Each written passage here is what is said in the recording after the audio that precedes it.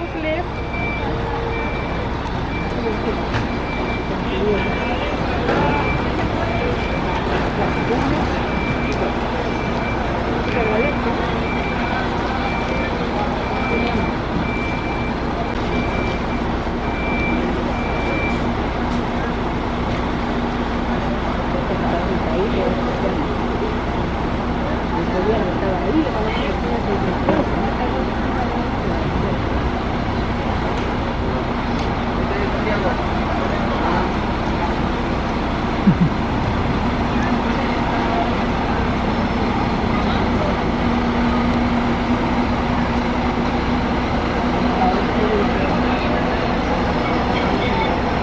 Pasajeros que viajan con destino a la ciudad de Santiago Intermedio hacia la empresa de buses